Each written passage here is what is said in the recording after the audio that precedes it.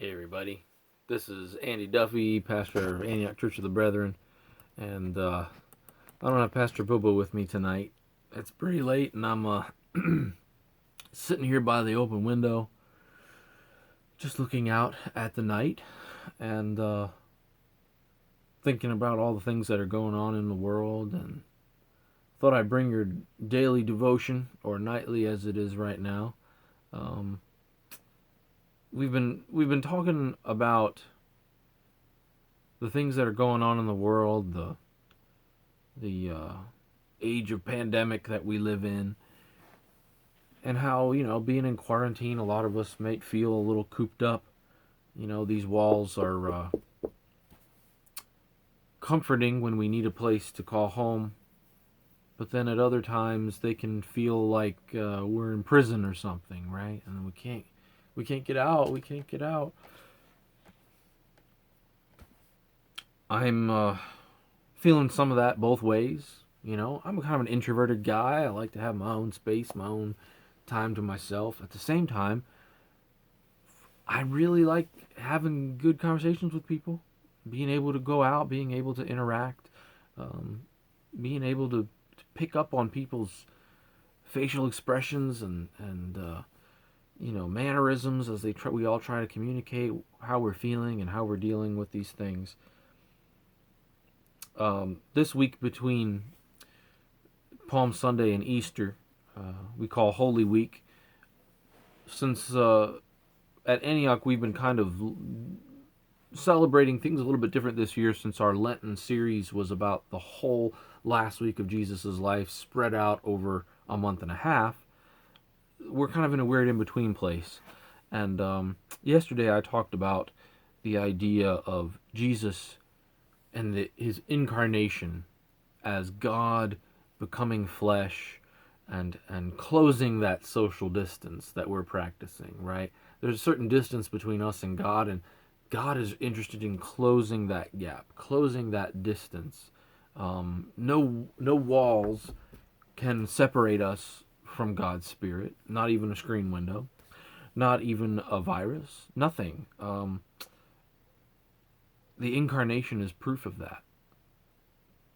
The incarnational distance is overcome by the arrival of Jesus in the flesh, God in the flesh, love in the flesh. And I'm also wondering about the ways that Jesus showed that flesh was both a way that we can better interact with one another, but it also can be a barrier if we are stuck on it. For instance, I wanted to point out a few stories about Jesus as he was especially healing, right? Jesus was known as a healer in a lot of what he did. In John 4, at the end of the chapter, this is what John says. Once more he, Jesus, visited Cana in Galilee, where he had turned the water into wine, and there was a certain royal official whose son lay sick at Capernaum. When this man heard that Jesus had arrived in Galilee from Judea, he went to him and begged him to come and heal his son, who was close to death. Unless you people see signs and wonders, Jesus told him, you will never believe. The royal official said, Sir, come down before my child dies. Go, Jesus replied. Your son will live. The man took Jesus at his word and departed. While he was still on his way, his servants met him with the news that his boy was living. When he inquired as to the time when his son got better, they said to him, Yesterday, at 1 in the afternoon, the fever left him. Then the father realized that this was the exact time at which Jesus had said to him, Your son will live. So he and his whole household believed. Jesus doesn't have to be in the same room as someone to heal them. He doesn't have to touch them. From a distance, Jesus' spirit of healing love can touch anyone. And in that light, we are all of us who bear the Spirit of Christ are connected to one another beyond the flesh. We can pray. We can send out that spirit of healing and well-wishing and love outside of the walls that we are inside, we can lift one another up before God and ask for the best and hope for the best, for healing, for wholeness, for hope, for relationship.